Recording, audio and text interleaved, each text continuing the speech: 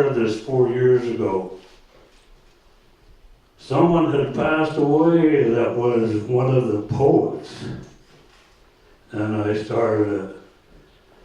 In the name of Smitty, one of the poets. And I was at the hotel and I was thinking and practicing, man, you're gonna look so stupid, Lloyd, why are you gonna do such a thing? So anyway, I was sitting next to Dave Dinsmore and his girlfriend Renee, and she said, Lloyd, you gotta take more risks. And it's been going ongoing now for 4 years. But Thursday, at the dinner, brother from different mother said, is there gonna be a dance, brother? I looked at him and I thought, will there be or won't there be? Well, here I am, one more time. So anyway, the ongoing saga is I did a mime of the sun rising 3 times over my arm. Then there was a time when the natives were following the caribou and they found them laying in the bottom of the Mount McKinley. And they said, oh, great Denali! You have hid the caribou, now we can feed our families! Well, the reason why they went and looked, because they ran out of food and they were hungry and they followed them. They can hear the thunder of the caribou going and they followed them every night. And last year we finished up at, you were all helping me at that time, pull the whale like they do in Nome towards shore. And so I'd like for all of you to do the same thing. Please stand up and help pull the whale into shore.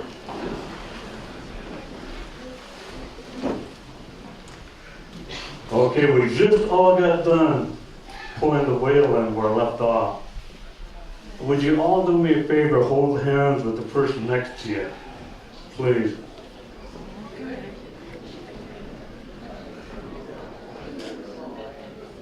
At the time of the world now, the world, even up to Alaska, you can feel the hate.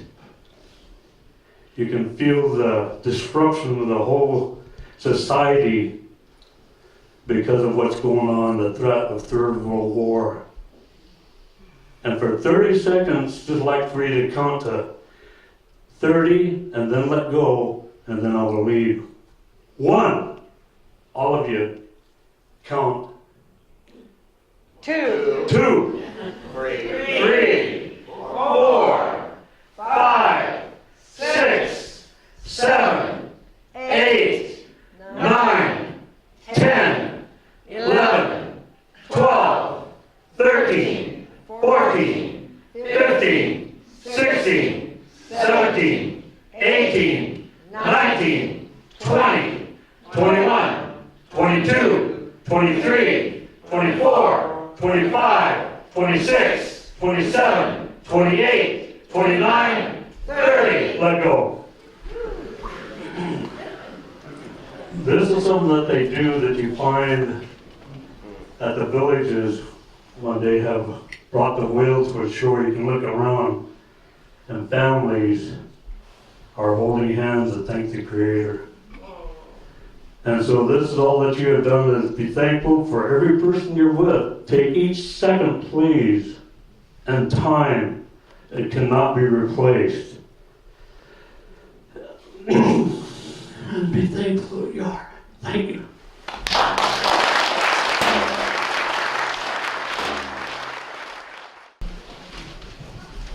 Jack's up and Will's on deck and Moe's in a hole. Well, some of you know that Jay Speakman and I both grew up on a summer on an island in Maine called Little Cranberry Island. And we both had a mentor whose name was Warren Fernald, a lobsterman. There was a tourist that bugged him for a couple of days. He wanted to go out fishing, so finally Warren said, yeah, okay, I'll take you. So they went out, and this was the day before hydro-slave haulers. They had a winch that you had to wrap your rope around, and it was run on a belt off the engine, so there was no shut-off or clutch. And anyway, Warren was in his hip boots, and he wore an apron, and he gaffed the first buoy, and he wound it around the winch, started hauling the trap, and his apron got stuck in the winch, and it pulled him right down to his neck.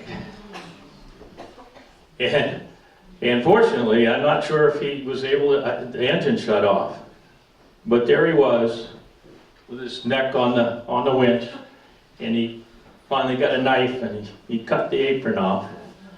And the tourist must have had a good sense of humor, because he looked at him and said, "Is that how we're going to haul all of them, Warren?"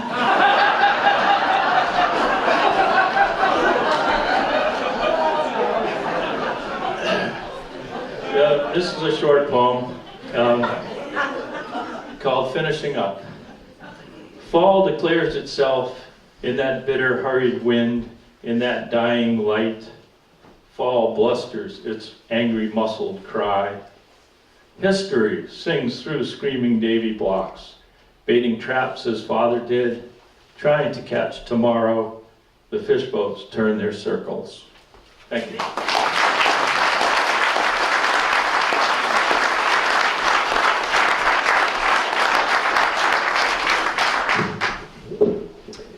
Will Hornyak, Milwaukee, Oregon, where mighty Johnson Creek meets the Willamette. There you are. I want to thank everybody, all the sung and unsung heroes, for all the heavy lifting that they've done to make this weekend possible for me.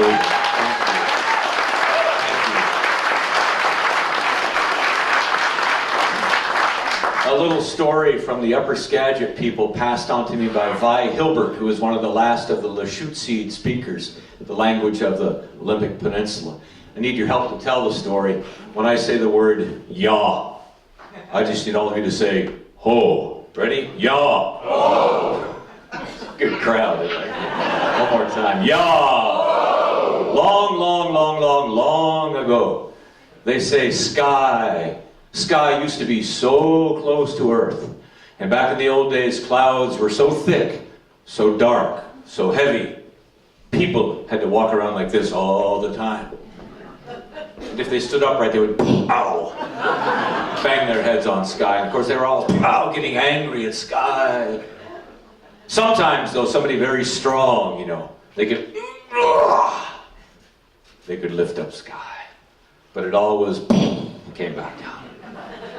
For hundreds and hundreds of years, this is how the people lived, walking around beneath the dark gray sky, getting angry, But one day someone said, hey, I believe we could lift up the sky so high that it would stay there, but it would take all of us lifting together.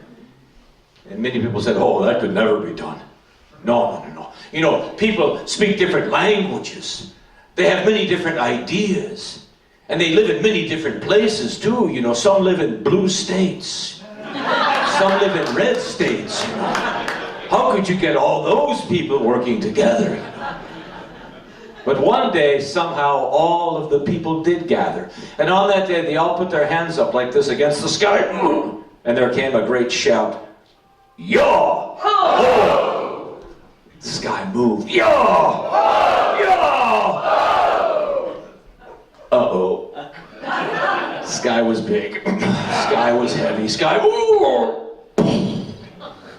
It came down.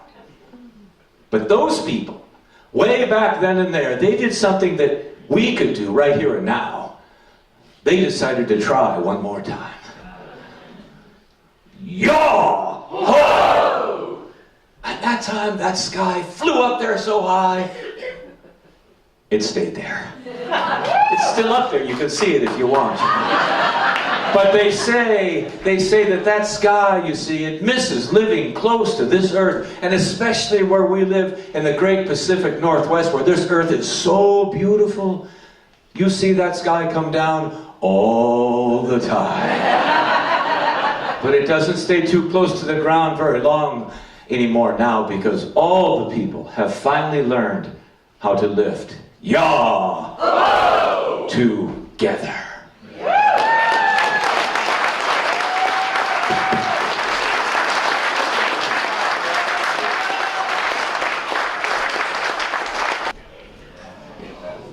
Good morning. I apologize for the sunglasses. My mermaid blood doesn't like the lights every morning. Hence the gray. So I've been banging on a lot with this new essay I wrote about wanting to be treated like a person. And it's all so that we can all find the space within ourselves to have stillness around us, to have the freedom to just listen to ourselves. And like Joel said, be connected so that we can do things like honor Hillel. That was beautiful. To look into ourselves and find out why we're here. And this is the song I wrote that the only thing it has to do with fishing is that I wrote it. And I think a lot of people get this freedom when they're fishing in between all the crazy running around, and maybe when you're stuck on wheel watch and your body's so tired it vibrates but you can't sleep. And you can allow this essence of yourself to rise up. And I miss that. On moonless nights I look for you, my freedom. On moonless nights I look for you, my freedom. I am so dazzled by the lights of everything that has replaced you, my freedom. The cell phone and the movies, they are calling. Conversations drag me down. They're calling me. I tie my heart to words of hate so frequently. On moonless nights I look for you, my freedom. I'm trying to reorient my freedom. I'm trying to learn to redirect my freedom. I strive to live by words of love.